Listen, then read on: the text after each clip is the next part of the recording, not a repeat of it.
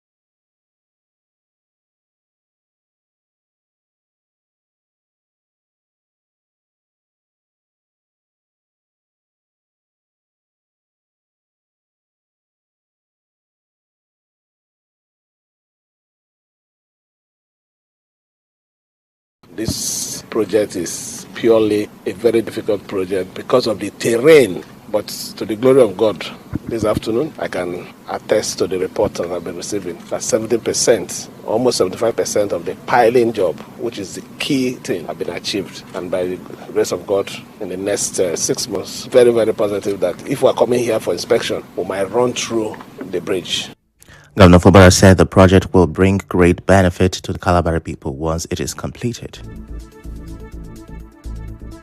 We made a promise to our people that we'll continue to embark on projects that will change their life and bring development. As everyone can see, this is a key project that is going to turn around the life of the Kalabari people immediately this project is concluded.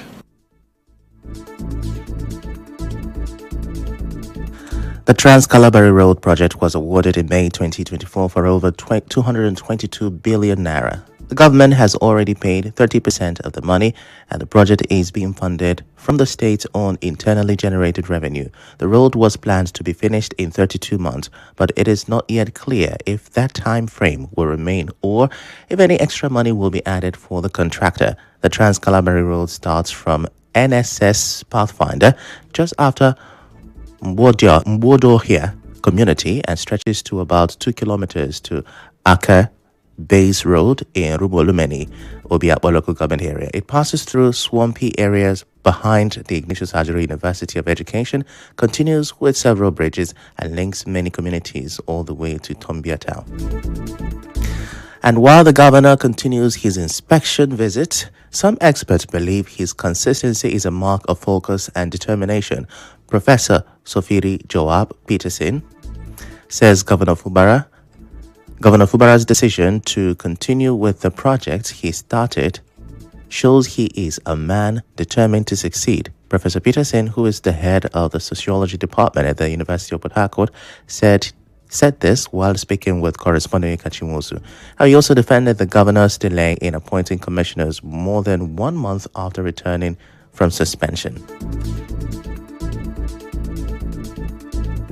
Somebody who went through that kind of process, it can be very devastating. Requires time to sit down and re-strategize. There are certain programs he started which he has returned to. So it shows somebody who is determined. Some of his supporters felt they didn't like the concessions he made. So it is also important to appoint those who he thinks appreciate his own contribution to peace. And it's not what can be done, by happenstance. It requires clear thinking. Professor Peterson also said the governor's action shows that he truly wants peace in Rivers State. Made sacrifices that I wonder about. If he said that those sacrifices were for peace purposes, irrespective of what his followers think. In contemporary Nigerian politics, I see that as somebody who desires peace, irrespective of the cost of that peace, either on himself or on his supporters who were very much close. Still on matters of governance, the Rivers State government is taking a tougher stance on sanitation, this time at the Yam Zone Market in Iriebe. It has warned that it will shut down the livestock section of the Yam Zone Market in Iriebe Obiakpo local government area over poor sanitary conditions. Now, the Director of Environmental Health and Safety in the Ministry of Environment, Wisdom Ogolo, gave traders and occupants 2 months to fix the problems or risk closure. Ogolo said if nothing improves after the deadline, especially the bad access road to the slaughter area and the lack of a proper sewage tank, the government will have no option but to close the market. Speaking with journalists, Patrick Alieze, who had earlier petitioned the state government over the unsanitary condition of the market, urged Governor Siminalayi Fubara to immediately close the gold section of the market, saying it poses a serious health risk. While away from sanitation concerns to traditional matters, the committee set up by the Eche local government chairman Chima Boniface Njoko to look into the lingering traditional stool dispute between two factions within Okehi clan and to restore lasting peace, has held its inaugural meeting.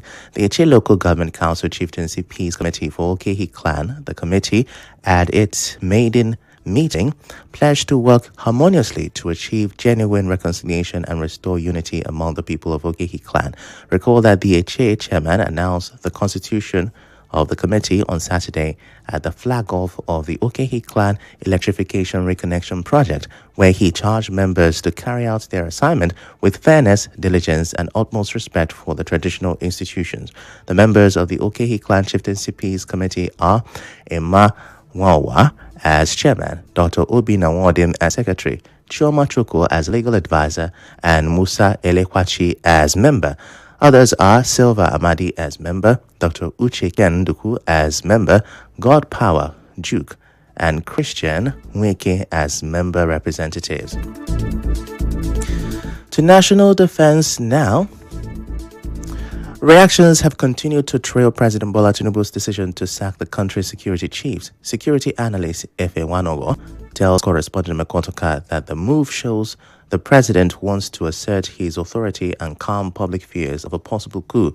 Wanogo said the situation has drawn unnecessary attention to the military and reminded the president of his duty to protect the nation. He also warned that the recent wave of military takeovers in parts of Africa could threaten Nigeria's democracy if not properly managed. I believe the president is exercising his prerogative as commander-in-chief. Truth is that one cannot negate the possibility of a coup plot, knowing that coup plot is not very far away in our history. So to that extent, every commander-in-chief, every president will definitely be perturbed, and we want to ensure we have 100% loyalty, as the case may be, without any fear of removal. But from what the president has done now, which has taken many people by surprise, that is a form of also to show that he has restored confidence, right? That he's in charge, and he has put people he can trust in office. Well, and just days after the major shakeup, President Tinubu met with the new military leader behind closed doors at the presidential villa in Abuja. It is Tinubu's first official meeting with the new military leadership team. Last Friday, Tinubu sacked the former service chiefs in a major shakeup of the nation's military leadership. The presidency said the pre-discussions focus on national security priorities and strategic defense coordination. In a statement on X, spokesperson to President Tinubu, Sunday Dare, said some of those in attendance were the Chief of Defense Staff, General Olufemi Oluyede, the Chief of Air Staff, Air Vice Marshal Kelvin Aniki, the Chief of Naval Staff, Rear Admiral Idi Abbas, the Chief of Defense Intelligence, Major General A.P. Undiendeye, and the Chief of Army Staff, Major General Waidi Shaibu. Now, back here in River State, there is relief for the 12 people who were accused of killing a policewoman, Inspector Christiana Erekere. A River State High Court in Port Harcourt on Monday set them free after saying they were not guilty of the crime. This ends the long court case that started on June 18, 2024. The judge, Justice Augusta Ifechukwu, said the government lawyers could not prove that the 12 people truly planned or killed the policewoman. The judge also said the witnesses who spoke for the government gave stories that did not agree with each other, and the evidence they brought did not directly show that the 12 suspects were involved.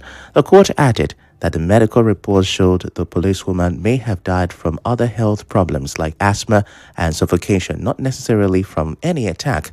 Because of this, the judge ordered the government to pay 1 million naira each to the 12 people as compensation. Recall that late Inspector Christiana Erekere was said to have been killed on April 24, 2024 during a stop-and-search operation at the Taba Police Division in Kana local government area. The people arrested were on their way from Delta State to Akwa Ibom for a traditional marriage. After the judgment, the lawyers of the freed suspect, Sonny Wokoro, Robert Engwere, and Sunday Womon spoke to journalists. Murder is unproved beyond reasonable doubt. It's not based on emotions. The facts has to be proved. The defendants, each of them has to be linked directly to the death. So it's not something that is sentimental and emotional. And the court agreed with the defense team that the prosecution did not prove their case beyond all reasonable doubt. And therefore, discharged and acquitted all the defendants. I feel very happy. I feel fulfilled for a defense counsel to defend a charge of conspiracy and murder, and at the end of the day, justice has taken its course. My Lord, Honorable Justice Ifechukwu has done very well. The judgment is in line with the rules of court, the provision of the law, as it were. The government lawyer Celestine Dixon also spoke. I'm shocked that the outcome of today's judgment that a group of travelers will just move into a police station and beat up a police officer and the person passes on the same day. The court will now come to the conclusion that those people should walk away, even when the court agrees that certain people engaged the deceased in a fight. The court still went ahead and discharged and acquit those. The team is going to meet with the police authorities and review the judgment very well and advise on the next step to take. Meanwhile, the late inspector's brother, Nkwe Bariledum, and her daughter, Fortune Erekere, said they were not happy with the court's decision. Today, we have seen the matter the way it goes, and I, in person, is not particularly satisfied about the way the matter was discharged. Because number one, there is an issue in question, and the issue is the disease, the dead lady that has children to take care of, that has mother and other relations to take care of. Because I'm not satisfied, but we have to go for appeal. They've killed someone, but today they free all of them that they should go. What about us? Who will take care of us? My own siblings and I will be suffering ever since we have not go to school. They're not going to know how we are managed. And you come with just people, they'll go just like that. How about us? How about the person that died? What I want is justice for my mom. They're not supposed to free all of them just like that because they kill someone. We go on a quick break. When we return, INEC promises to end endless court cases, prepares for Anambra governorship election. Stay with us.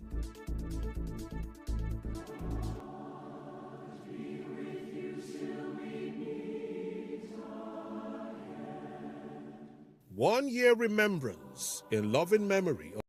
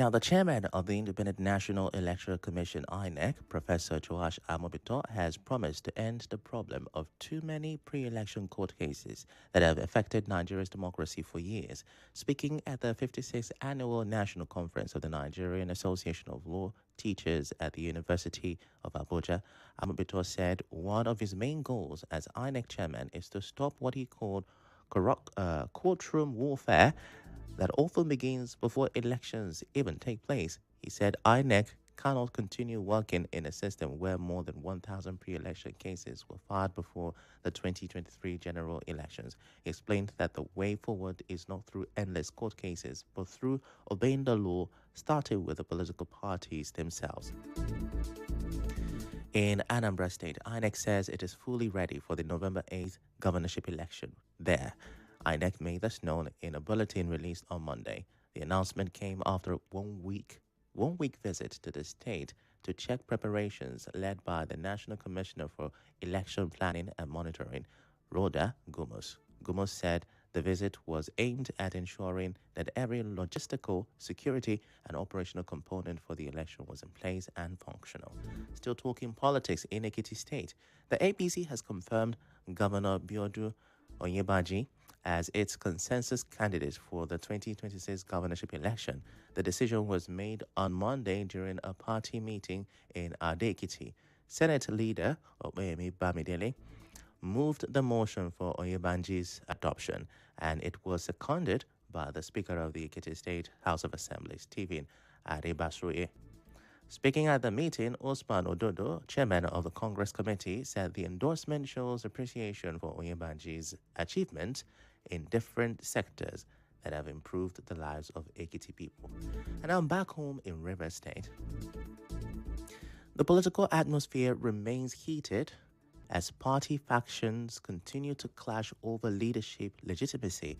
Now, this is as the spokesperson of the Emeka Bike-led APC in the state, Darlington Wuju, insists the tenure of APC executives elected in October 2021 has been extended to December 2025 by the National Working Committee of the party.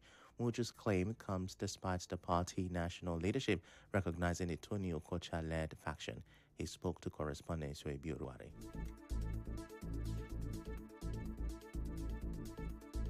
The tenureship of persons elected all over Nigeria on 16th October 2021 was extended by the neck of the party to December of 2025. Bearing any other political undercurrents, the neck of the party, which is the highest, the most powerful organ of our party outside of our convention or congresses, has extended tenure of elected state executives to December of 2025.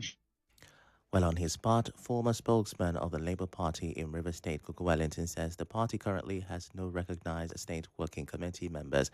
Wellington, who serves as the secretary of the Obedient Movement in Rivers State, noted that the leadership of the party will soon release a list of authentic executive members. All state working committees were dissolved, and we are in a process of re-electing those state committees. And in all these states, we have the Obedient Movement currently standing in and working hard towards the re-emergence of the ESCOs of the Labour Party across board. The Labour Party in Rivers State is undergoing a process of change of leadership. We are at the very tail end of that process, and very soon the public will hear about the development. Away from politics, the Obogolo Kingdom is celebrating one of its own as River State University elevates Dr. Arobo Raymond Chichi Amakri to the rank of professor. The newly promoted professor lectures in the Department of Physics at the university's Faculty of Sciences in Port Harcourt. In a congratulatory message, the Obogolo monarch, King James Roland, the Obenemaebe III, says the achievement brings pride to the entire kingdom, describing Professor Amakiri as a beacon of knowledge whose work in teaching, research, and mentorship continues to inspire young people. The statement also recognizes his contributions to peace and development within the kingdom and beyond. King Roland prays for greater accomplishment for the academic and urges him to continue to bring honor to Obogolo Kingdom.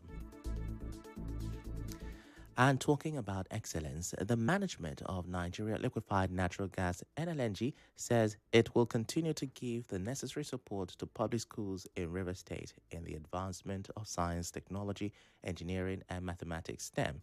The General Manager, External Relations and Sustainable Development in NLNG, Sophia Horsfall, made this known during a special reception organized by the company to honor two public secondary schools that came top in the recently completed National Science Competition in Abeokuta. Dr. Horsfall urged the students to maintain the high standard throughout their education career. So you went all the way to Abeokuta, you didn't return empty-handed. So both schools have shown outstanding scientific knowledge, and the students who represented the schools truly deserve the recognition.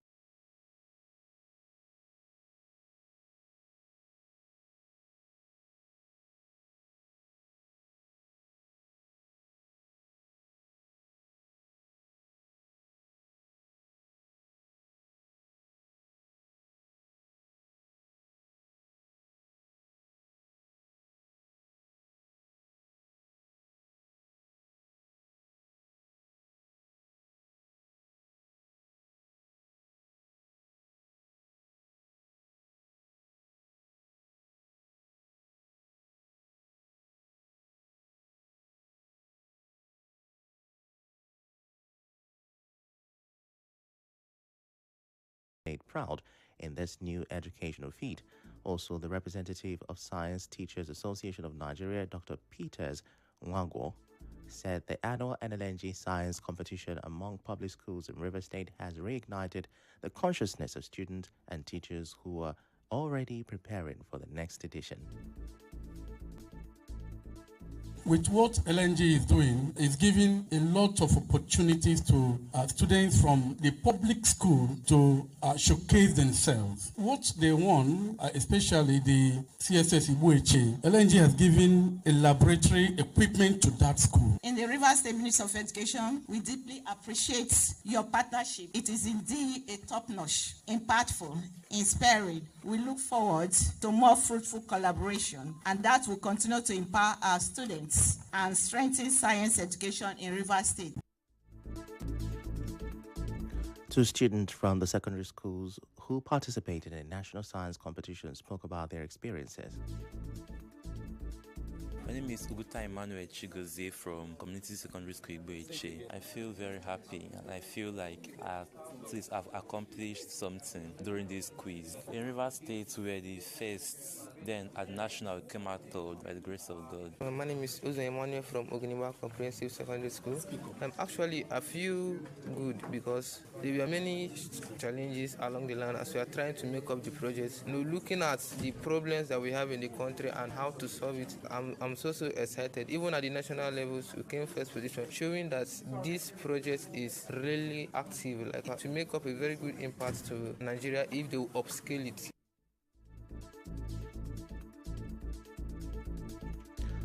Corresponding to Obiorowara reports that the welcome reception was organized to honor Oginiwa Community Secondary School and Community Secondary School Igboeche.